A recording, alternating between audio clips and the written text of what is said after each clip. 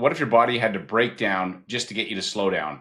That's exactly what happened to Kishshana Palmer, and it was a wake-up call that she needed. In this episode, Kishshana, a powerhouse speaker and author of Busy is a Four-Letter Word, pulls back the curtain on the constant hustle and busyness that we find.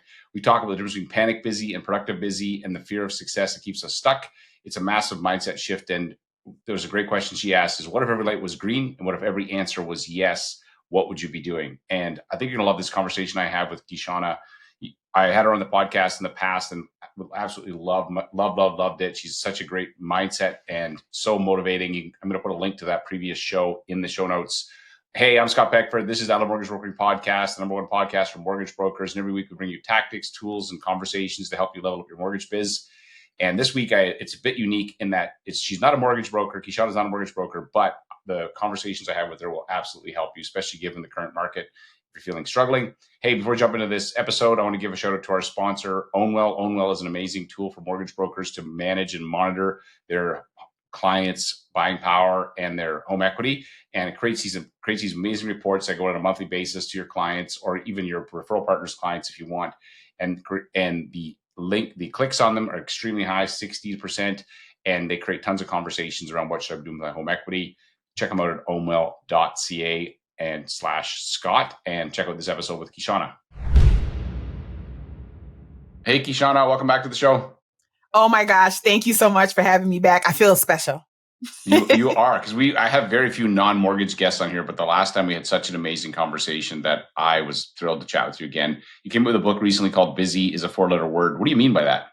So I don't know about you, Scott, but ever since I was a little kid, I have been on the go.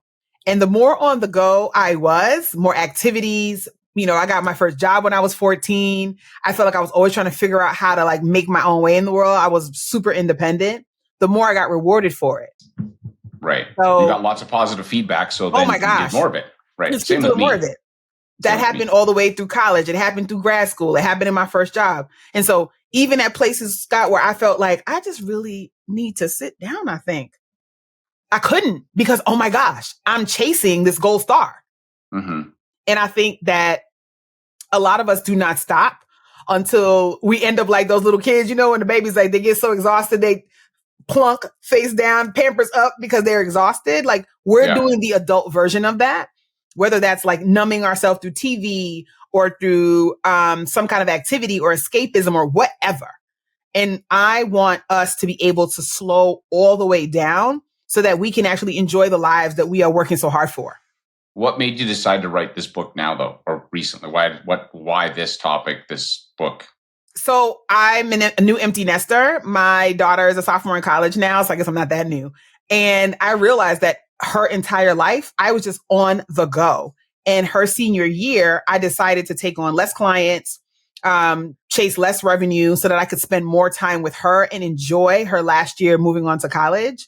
And in that time, I realized just how much of just life that I had been missing. I was there, but I was on autopilot, barely going through the motions at the swim meets, but looking at my phone at the track meets, but trying to respond to an email, trying to get a deal done, trying to get something closed. And my body was telling me, slow down. And so essentially, Scott, I was supposed to be going on a trip with some girlfriends to take a break. Okay. And I reached over to put something in the suitcase, and all of my folks who are getting up there in age, they will know this one. I reached out to put something real simple, Scott, in my bag. And what do you think happened to me? My back went out. Yes, exactly. Your body will tell you. Your body will tell you. But my body, Scott, had been telling me in a careless whisper for I don't even know how long. And I kept being like, tomorrow. And then it yells. Then it yells. And then you get booked upside the head. So I couldn't walk for a week. My mom had to help me use the bathroom.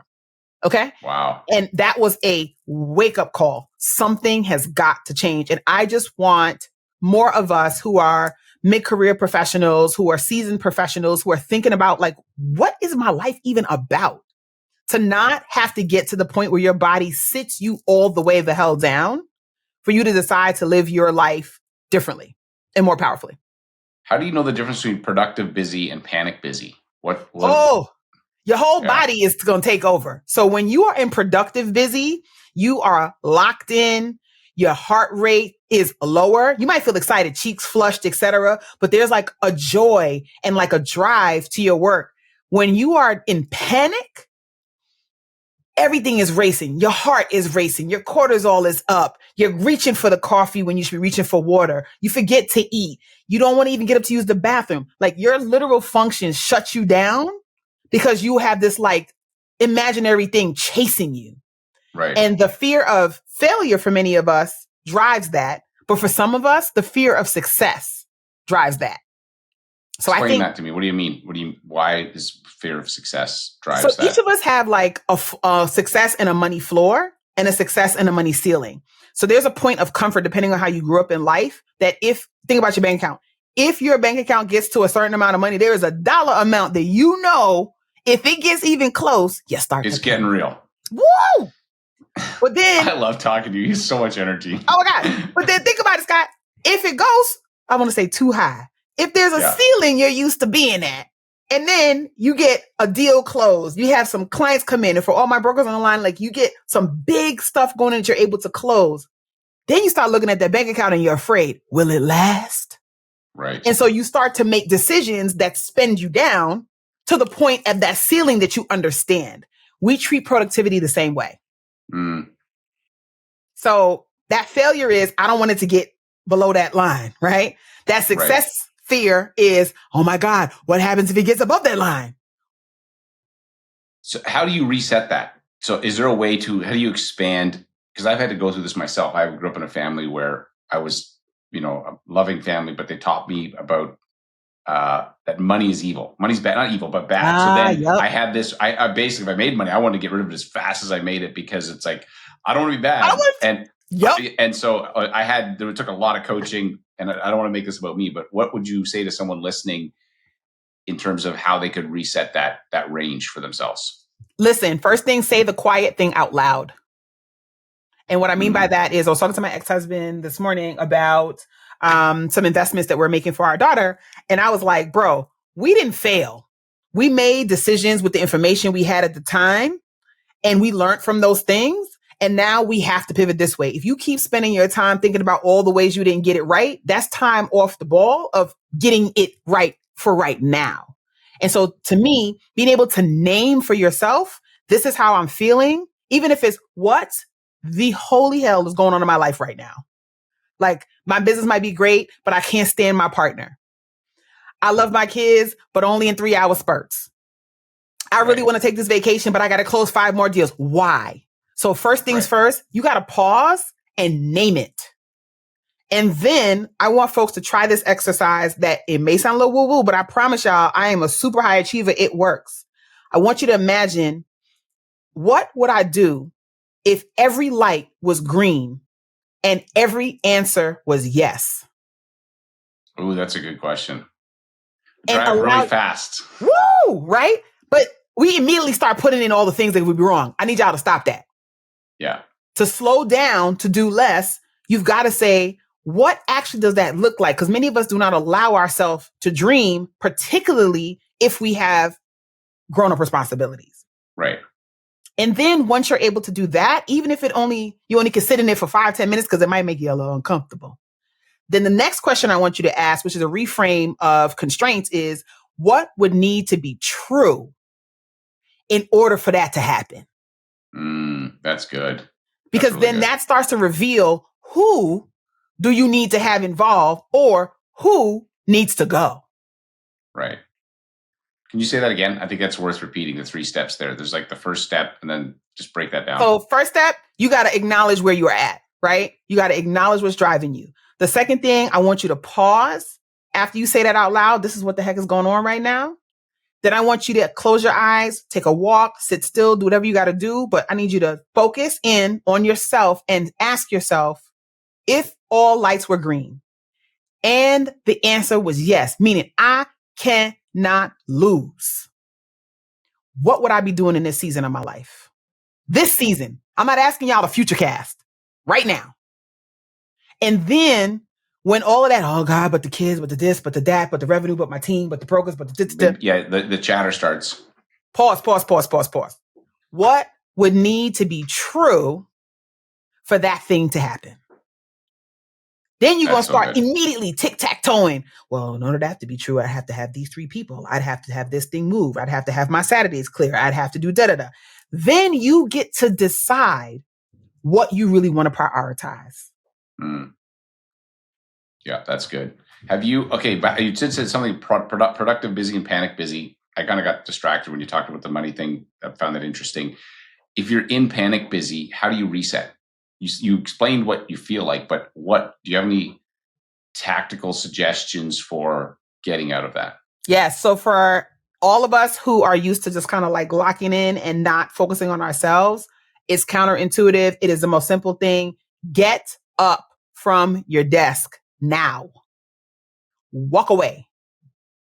Grab your wallet, leave your phone, go for a walk. If you're one of those people like me who needs music to walk, and whatever you do, put the phone on silent, do not disturb, on airplane mode. You need to get out of that environment and you need to get your body regrounded immediately. Deep breaths, etc. Like those types of simple things that we're like, we take it for granted, actually can calm you down enough. For those of us who are verbal processors, when you're in panic productivity, you need to phone a friend. Okay. Those of us who like to talk it out, 8 minutes with a good friend, colleague, or contemporary is enough to turn that whole way of operating around. That's stopgap, right? Then midterm, I want you to really start to assess, what do I want for myself in this season? Which means, where am I? Are you a sandwich generation taking care of kids and your parents? Are you battling an illness? Is your business feeling like it's going to fail? Or is your business at the point where it's scaling but stuck? Like really be able to name that and then prioritize, what are the things that I need to do that if they were dominoes would knock over all the rest of the dominoes. That pulls you out of that panic, that fear-based productivity, into I'm in charge of my life. So you go from reacting to responding. You got to take some sort of action, but you need to there needs to be almost like a break in there, right? In order to get, it's not just action, because you're already taking action. It's correct. Probably, but it's frantic and it's not focused. Correct. And I guarantee you, if I was a fly on the wall in your week, there wasn't one lick of joy in there either. Right. Yeah. So how, emotionally, where are you at on that too? That's really good. I found for me, sometimes what I've done is, and I'll even say, I won't say that I have anxiety. I will say I'm experiencing the emotion of anxiousness, because it's not, I don't own it. And it is something that we get emotions all the time. And then I found like breath work, doing some box breathing can help, because it's a psychological story going on in my head, but sometimes I can hack my physiology to get my psychology in line. Absolutely. 150%. I agree with that. And I think that we ignore doing those type of basics until it's almost too late. But I would argue that we have a responsibility to take care of ourselves so that we can do the things we really want to do. Right. When somebody says they're too busy, what are they really saying? They don't want to slow down to face the crap that they got going on. Or they don't want to do it. Mm-hmm. Like, it's the difference between having aspirational values and actual lived values. So aspirational values to me were a few years ago when I was like, oh, I'm really all about my health. I was eating crazy. I was not in the gym. I was talking to people who were making my brain hurt. Every aspect. Hopefully not me. No, not you. Yeah, but like, oh my God. Like, oh Lord, Scott. But my mind wasn't right? Like the whole package wasn't together. So even though I would say I valued health, wellness, and well-being, I wasn't actually living into any of it. That's aspirational value. But my actual lived value, for example, is family. And so for me, that is being a relationship builder. That is prioritizing things with my immediate family. That is making sure that I have carved out time, that there's not happenstance or shoehorned in. That is approaching people with care, concern, and compassion like I would my family. So when you see the way that I operate day to day, whether you meet me in the airport, on the stage, at the supermarket, or in a boardroom when I come to do trainings, I am the same person. That is a lived value of mine. Right. So if somebody has, how do you catch yourself, or when you're, I like this idea of aspirational value versus an actual value, because everybody says they want to have six-pack abs and be billionaires, but like, no, very few people really want to do. That's not true. That's So not true. like, how do you catch yourself if you're living in these aspirational values in a bit of a delusion, and then reset it? Right. That's okay. So I would say, honestly, I'll say honestly twice in a sentence. Most of us are not honest with ourselves. Right. About what we really have going on. We lie to ourselves very easily. Lie to ourselves, right? And so thing one, stop lying to yourself, friend. And what is the thing that pisses you off when you're out with people or out in the world doing things? Typically, they align to your values. So for example, I cannot stand when I'm out with somebody who is stingy when it comes to tipping, or impolite or rude or mean to folks who are providing a service, whether that's in a restaurant, on a plane, at a bar, whatever. I can't stand it, because to me, that means that there's a level of a lack of generosity and compassion that you lend to people. So the fact that I can't stand it reveals that generosity and compassion are values of mine. Right. Because I'm looking at it like, ew. So if you have a value and when you see it not happening out in the world, you don't have a ew, like a ick moment, like the young people would say, if it doesn't give you the ick, that's probably aspirational. Right. It's not an actual value. Exactly. It's oftentimes our actual values are the things that the absence of that behavior really, really makes us upset. That's really good. And have you always been this good at communicating? I find I ask you anything, and it's like you have a framework. You got 4 questions. I don't even know how you do it. I can tell you're not looking at notes, because I didn't give you any questions to start. I'm just going where my curiosity brings. Like, have you always been that way? Mm-hmm. Since I was a little kid, my mom would always say I came out. I can imagine you must have been a handful. No. Okay. So I was super nerdy. Big personality, right? But super nerdy. I loved school. I shined at school. So yes, Scott, I was a shiner. I'm going to admit that I was. But I always had something to say, and I am nosy. So I'm really curious about people and about the way they work and about what they're thinking. I'm actually genuinely interested in how people show up in the world. And I have been since I was a kid. So I was the why kid. Why? But why? But, I grew up in a generation where asking too many whys, that didn't land well. And so I spent a lot of time facing the corner. But the whys never died.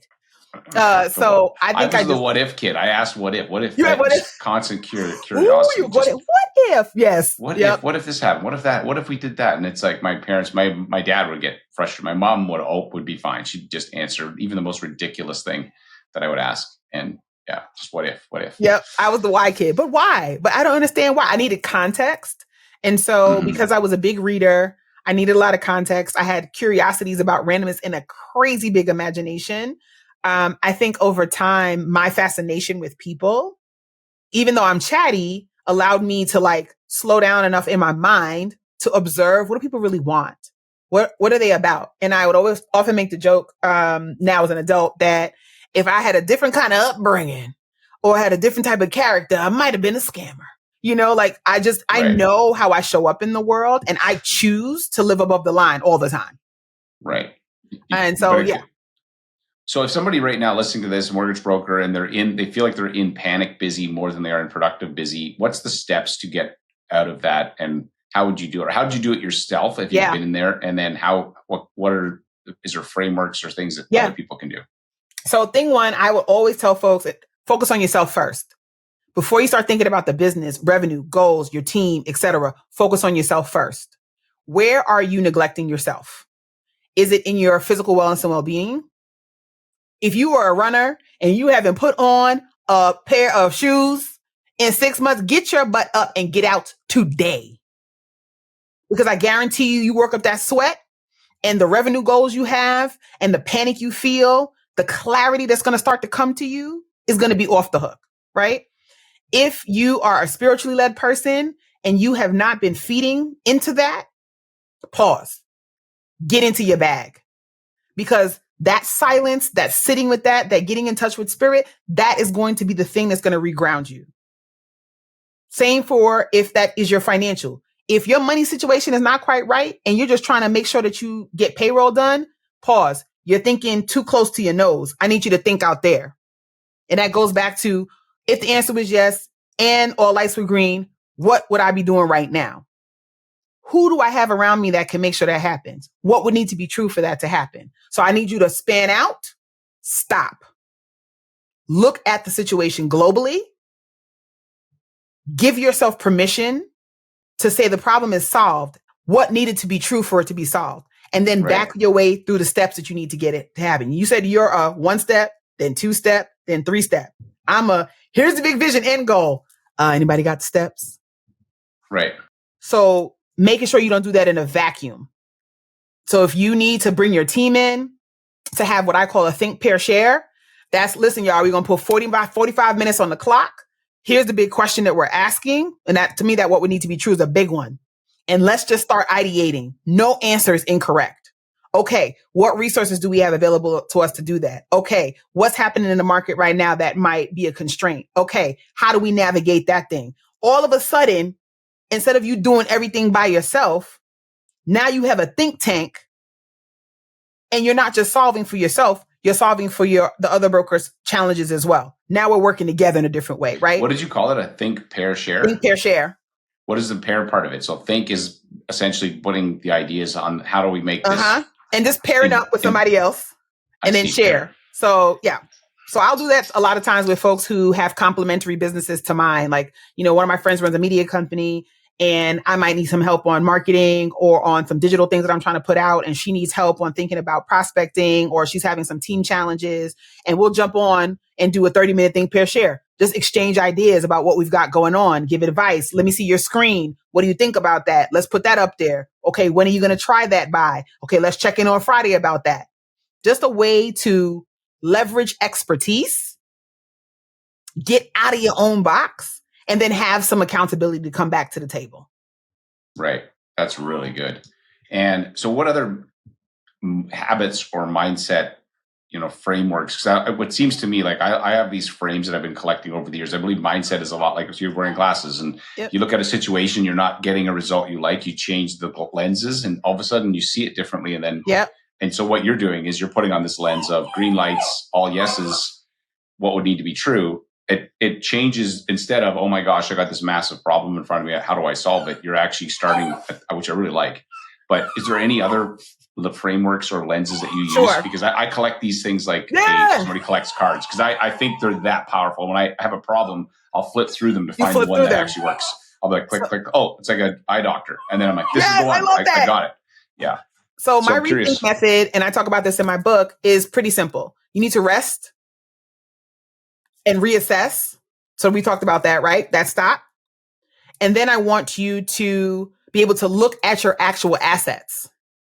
What do you have? People, places, systems, things at your disposal. Look at it from a healthy perspective, not a deficit perspective.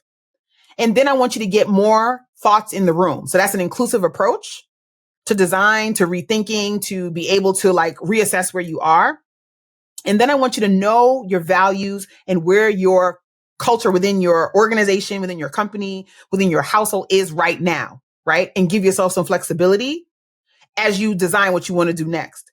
And then I want you to just stop and take a nap. Eat a good meal on good china, on the regular plates, not paper plates, not standing at the kitchen counter, not eating your kids' leftover chicken nuggets. I love the way you talk. It's awesome. The way you paint pictures with words, Kishshana. You do. You really do. You paint pictures with words. It's so good.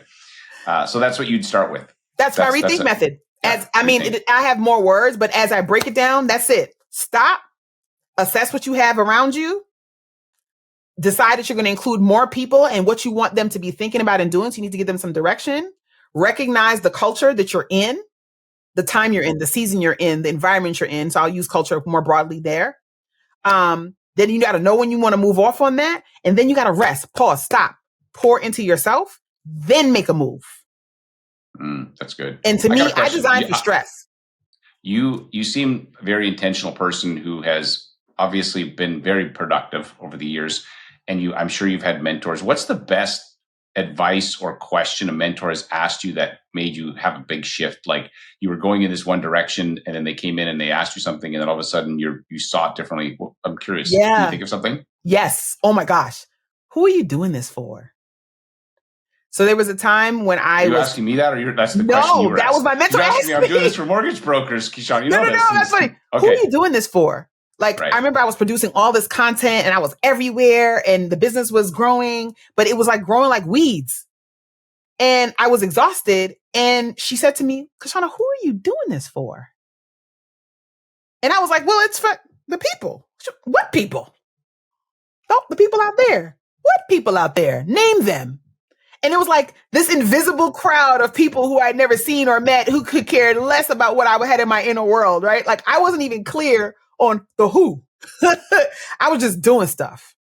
And so for me, from that point on, before I launch out and do anything, I'm like, what are you doing this for?